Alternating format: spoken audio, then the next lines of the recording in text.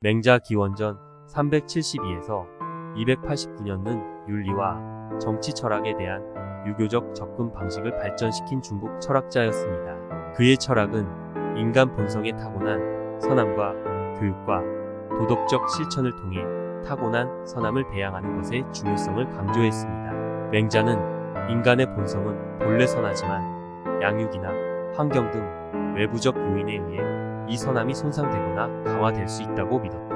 맹자는 또한 통치자가 안정되고 번영하는 사회를 달성하기 위해서는 자신의 미덕을 기르고 백성을 친절하고 공평하게 대해야 한다고 주장하면서 인의로운 통치의 중요성을 강조했습니다. 그는 사회가 기본 단위인 가족을 중심으로 조직되어야 하며 강한 가족 관계가 개인과 사회 전체의 복지에 필수적이라고 믿었습니다.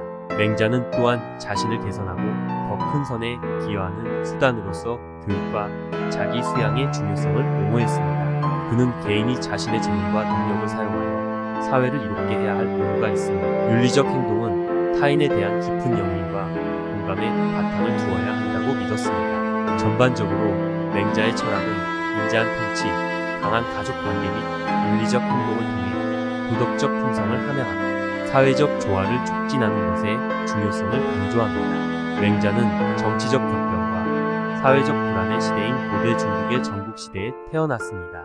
그는 삶의 대부분을 여러 주를 여행하며 통치자들에게 공정하게 통치하고 안정을 얻는 방법에 대한 조언을 제공하며 보냈습니다. 맹자의 철학은 공자를 도덕적 모범이자 지혜의 원천으로 여겼던 사상 위에 세워졌습니다. 그러나 맹자는 인간 본성에 타고난 선함에 대한 믿음에서 공자와 달랐다. 공자는 사람이 중립적으로 태어나고 선하게 되는 법을 배워야 한다고 믿었지만 맹자는 사람이 선천적으로 미덕을 향한 성향을 가지고 태어나며 이러한 성향은 교육과 도덕적 실천을 통해 길러질 수 있다고 주장했습니다. 맹자는 사회 조화와 안정을 달성하는 열쇠는 자비로운 통치를 통해 통치자가 자신의 이익보다 백성의 복지를 우선시하는 유덕하고 자비로운 지도자가 되어야 한다고 믿었습니다.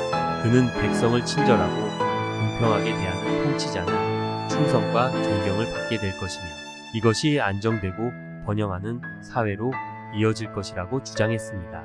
맹자는 또한 자신을 개선하고 더 큰 선에 기여하는 수단으로서 교육과 자기 수양의 중요성을 강조했습니다. 그는 개인이 자신의 재능과 능력을 사용하여 사회를 이롭게 해야 할 의무가 있으며 윤리적 행동은 타인에 대한 깊은 연민과 공감의 바탕을 두어야 한다고 믿었습니다. 맹자의 사상은 중국 철학과 문화에 지대한 영향을 미쳤으며 그의 가르침은 오늘날에도 중국 사상에 계속 영향을 미치고 있습니다. 인간 본성에 타고난 선함과 자비로운 통치 및 교육의 중요성에 대한 그의 강조는 특히 영향력이 있었고 도덕, 사회 및 정치에 대한 중국의 생각을 형성하는 데 계속해서 영향을 미쳤습니다. 맹자는 인간의 본성은 본래 선하지만 양육이나 환경 등 외부적 요인에 의해 이 선함이 손상되거나 강화될 수 있다고 믿었다. 그는 자신의 요점을 설명하기 위해 새싹의 비유를 사용했습니다. 작은 새싹이 거대한 나무로 성장할 잠재력이 있는 것처럼 모든 인간도 도덕적 성장과 발전의 잠재력을 가지고 있습니다. 맹자는 이러한 잠재력을 배양하는 열쇠는 교육과 도덕적 실천을 통해서라고 주장했습니다. 그는 성인의 가르침을 연구하고 그들의 행동을 모방함으로써 개인이 덕이 될 수 있다고 믿었습니다. 그는 또한 도덕적 인식과 이해를 함양하는 수단으로서 성찰과 자기 성찰의 중요성을 강조했고 맹자는 가족 관계와 효도의 중요성을 강력하게 옹호했습니다. 그는 강한 가족 관계가 개인과 사회 전체의 복지에 필수적이라고 믿었습니다. 그는 또한 자녀에게는 부모를 공경하고 돌볼 의무가 있으며 이 의무가 윤리적 행동의 초석이라고 주장했다. 정치 측면에서 맹자는 통치자가 공정하고 자비롭게 통치할 책임이 있다고 믿었습니다. 그는 시민의 복지를 소홀히 한 통치자는 궁극적으로 반란과 불안정에 직면하게 될 것이라고 주장했습니다. 그는 또한 통치자가 질서를 유지하기 위해武力에만 의존해서는 안 된다. 대신 자비로운 통치를 통해 백성의 충성심과 존경을 얻어야 한다고 믿었습니다. 전반적으로 맹자의 철학은 도덕 개발, 교육 및 자비로운 지도력의 중요성을 강조합니다. 그의 사상은 중국과 그 너머에서 계속 영향력을 미치고 있으며 그의 가르침은 전 세계의 학자와 철학 학생들이 연구하고 있습니다. 맹자는 인간의 본성이 본질적으로 선할 뿐만 아니라 본질적으로 사회적이라고 믿었습니다. 그는 사람들이 자연스럽게 다른 사람들과의 관계를 찾고 공동의 목표를 향해 함께 일하는 경향이 있다고 주장했습니다. 그는 이러한 사회적 본성이 조화로운 사회를 건설하는 열쇠이며 시민들 사이의 사회적 관계를 육성하고 협력을 촉진하는 것은 통치자의 책임이라고 믿었습니다. 맹자는 또한 도덕적 행동에서 연민과 공감의 중요성을 강조했습니다. 그는 개인이 항상 다른 사람의 입장이 되어 자신이 바라는 것과 같은 친절과 이해로 다른 사람을 대하기 위해 노력해야 한다고 믿었습니다. 그는 이러한 종류의 공감이 강한 관계를 구축하고 사회적 조화를 촉진하는 데 필수적이라고 주장했습니다. 그의 철학적 사상 외에도 맹자는 개인적인 성실성과 신념에 대한 헌신으로도 유명했습니다. 그는 통치자들에게 현명하고 자비로운 조언자로 존경받았으며 박해와 역경에도 불구하고 원칙을 타협하지 않았습니다. 그러나 맹자의 생각에 논란이 없는 것은 아니었다.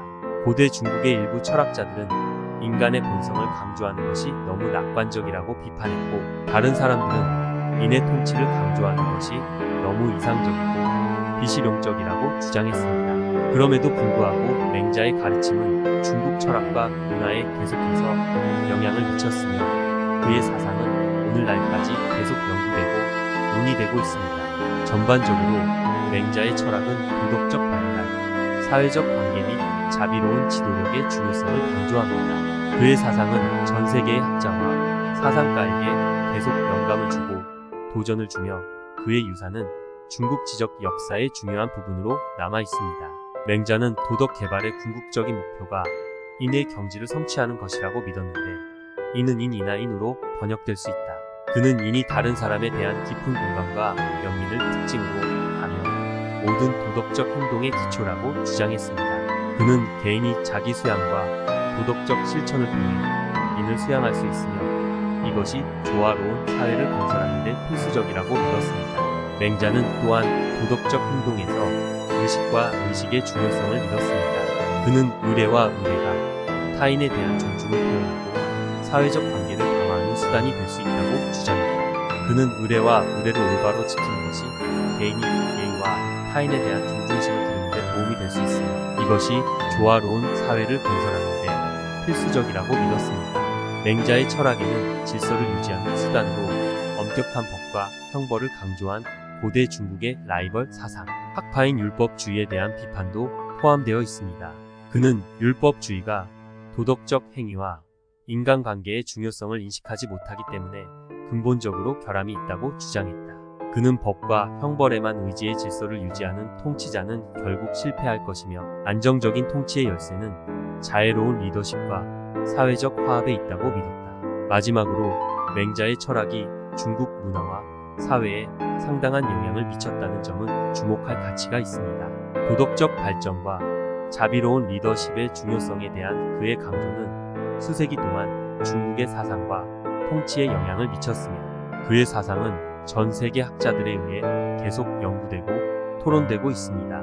그의 유산은 중국 지적 역사의 중요한 부분으로 남아 있으며 그의 가르침은 오늘날까지도 계속해서 사상가들에게 영감을 주고 도전을 주고 있습니다. 감사합니다. 구독과 좋아요는 사랑입니다.